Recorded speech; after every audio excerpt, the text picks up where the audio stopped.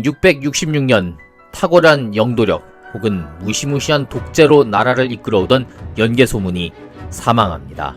연개소문은 죽기 직전 아들들에게 절대로 갈라져선 안 된다고 유언합니다. 하지만 권력은 절대 나눌 수 없는 법이고 당연한 순서로 형제들은 싸움을 시작합니다. 연남생의 두 동생인 연남건, 연남산 이 둘은 형의 권력 독식에 불만을 품고 연남생이 변방을 순행하는 사이 왕명을 빙자해 그의 측근들을 없애고 형까지 잡으려고 했습니다. 연남생은 군대를 거느리고 당으로 탈출하는데 성공합니다. 연남건이 대망리지가 돼 조정을 재편합니다. 하지만 고구려 조정은 이미 많은 신하들이 제거돼 어수선했고 민심도 연남건, 연남산 이 형제에게서 등을 돌렸죠. 연개소문 사후 고구려는 이렇게 급속도로 혼란의 길을 걸어갑니다. 설상가상으로 연개소문의 동생 연정토, 이 연정토는 한반도 쪽 12개 성을 가지고 신라에 투항해버렸습니다. 벌써 연개소문 가족에서 매국노가 둘이나 나왔죠. 당연히 신난 건 당나라입니다. 당 고종은 이 기회를 놓치지 않고 연남생의 군사를 앞세워 이적, 기필하력, 확처준, 백안육 등에게 대군을 내주어 고구려를 치도록 합니다.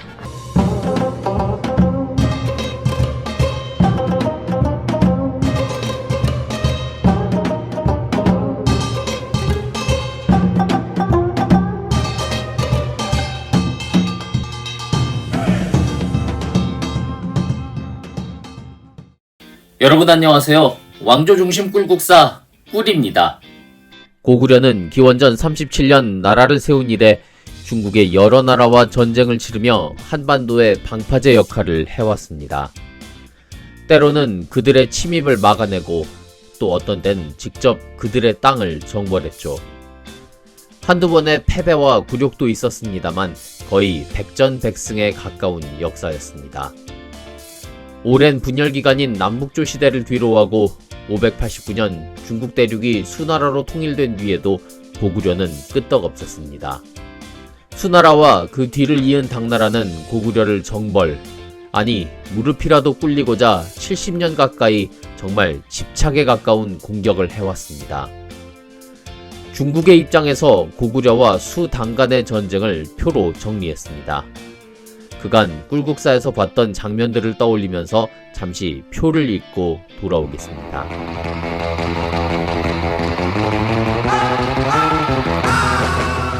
수나라 시절엔 문제가 1번, 양제가 3번 공격을 해왔습니다.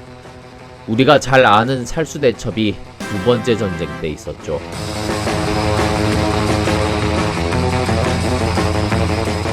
수나라가 망하고 당나라가 들어선 뒤 30년 가까이 조용히 지내는가 싶더니 태종 이후 두 나라는 다시 전쟁으로 맞붙게 됩니다.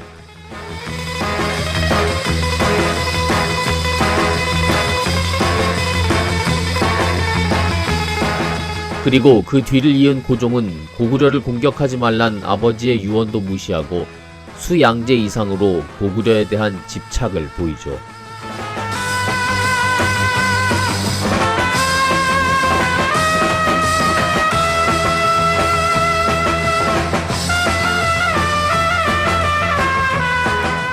제가 일일이 다 언급하기 어려워서 표로 보여드렸을 정도로 모든 전투는 고구려의 승리였습니다. 이것만 보면 고구려는 천년만년 갈 것만 같았죠. 그런데 지난 시간 언급한 대로 독재자 연개소문이 죽자마자 상상도 할 수 없던 혼란이 밀려오기 시작합니다. 사실 안에서부터 곪고 있던 게 드디어 터진 거죠. 연개소문 세 아들들은 싸움질에 쫓겨난 장남은 당나라의 고구려를 팔고 동생 연정토도 신라의 나라를 팔았습니다. 권력을 차지한 둘째, 셋째는 우왕좌왕의 무능, 그리고 임금인 보장왕은 즉위 초부터 20년 넘게 허수아비, 아니 허수아비란 표현도 과하다 싶을 정도로 거의 투명인간이나 다름없었죠. 불행은 한꺼번에 온다고 했나요? 667년 9월 당나라가 이 틈을 노려 다시 쳐들어옵니다. 그동안 쳐들어온 게 무작정 어떻게든 해보겠다고 온 거였다면 이번엔 이미 정세 파악 다 됐고 100% 확신을 가지고 군대를 보낸 겁니다. 연개소문이 죽고 조정이 극도의 혼란으로 빠졌는데 지방군대라고 온전할 리가 없습니다. 그간 탄탄한 요새, 훈련된 군사력을 자랑하던 고구려의 성들이 도미노처럼 함락됩니다.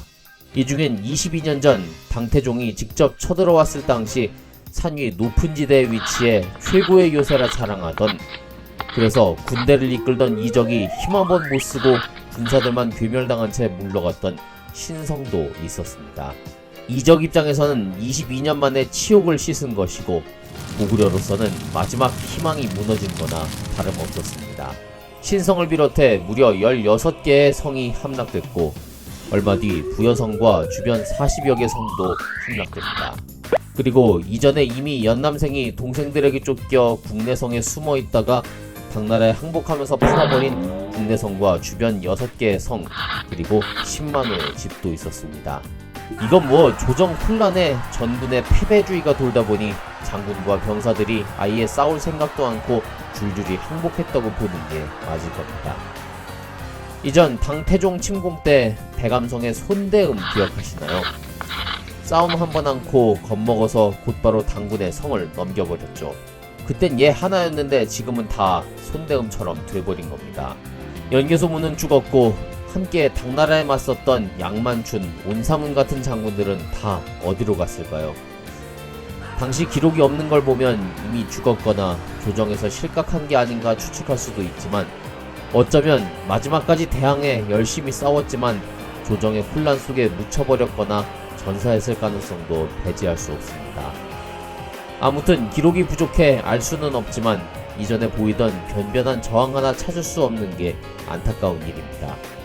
정말 그간 우리가 알던 고구려가 맞나 싶을 정도죠. 이런 상태로 1년이 흘러 드디어 668년 9월까지 왔습니다. 고구려의 여러 성을 접수한 당군은 어느새 보장왕이 머물고 있던 하평양 앞까지 왔습니다. 지금의 북한 평양으로 추정되는 곳이죠. 이적이 총 지휘권을 잡은 무려 100만 명이 훨씬 넘는 나당 연합군이 하평양 북문 앞에 진을 치고 있습니다. 그런가 하면 남문 쪽에도 신라군들이 몰려와 전투를 치르고 있었죠. 워낙 대군이기도 했고 나라의 혼란과 계속되는 아군의 전사 소식으로 병사들과 백성들은 이미 오래전에 싸울 의지를 잃었습니다. 요동이나 다른 곳에 있는 고구려 군사들도 그곳에 쳐들어온 당군과 싸우느라 중앙을 도울 수도 없었습니다. 보장왕은 결단을 합니다. 이제껏 투명인간으로만 지내다 마지막으로 뭐라도 해보기 위해 대망리지의 동생 연남산을 부릅니다. 여기도 참 한심한 게 연남건 연남산은 힘을 모아 형을 몰아내고 정권을 잡았습니다. 그런데 이 또한 모자라 다시 둘 사이도 갈라지기 시작하죠. 대망리지 남건은 아버지의 성질을 닮아 초강경파, 남산은 온건파였죠. 보장왕은 백성이라도 지키고자 당나라에 공물을 바쳐서라도 위기를 모면해보자 제안하고, 연남산은 백성을 이끄는 수령 98명과 함께 당군에 항복을 하고 군대가 물러가길 요청했지만 당군의 최종 목표는 대망리지 연남건이었습니다. 이전에도 보장왕이 아닌 연개소문을 최고 권력자라 여겼던 것처럼 그를 이은 강경파 대망리지를 잡기 위해 당군은 포위를 풀지 않고 버텼습니다. 소식을 들은 연남건은 불같이 화를 내며 끝까지 싸워야 한다며 보장왕을 협박했습니다. 말은 맞지만 이제 고구려엔 적에게 맞설 힘이 없습니다. 연남건 역시 아버지의 성질만 닮았을 뿐이지 리더십은 없었고요. 당연히 자신의 뜻을 배신한 남산을 죽이려 날뛰고 그를 찾아다녔지만 남산은 잠시 몸을 피합니다. 이 틈을 타 한쪽에서는 군사를 이끌던 승려 신성, 소장 오사, 오묘 등이 몰래 당군에 사람을 보내 성문을 열겠다 약속합니다. 여기저기 배신 퍼레이드죠. 그로부터 5일 뒤 남건이 잠시 눈을 붙이러 들어간 사이 남산과 신성 등은 성문을 열고 이 문으로 이적의 군대가 우수수 몰려옵니다. 이적은 성 꼭대기로 올라가 북을 치고 평양성 안의 장수와 병사들에게 항복하라고 외치며 이렇게 해서 평양성의 혼란과 내부는 극도에 이르렀습니다.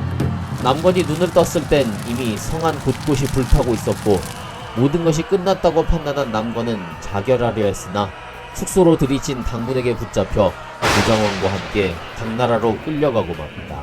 668년 9월 21일 기원전 37년 동명성왕이 나라를 세운 지 705년 그리고 백제가 멸망한 지 불과 8년 2개월 만의 일이었습니다.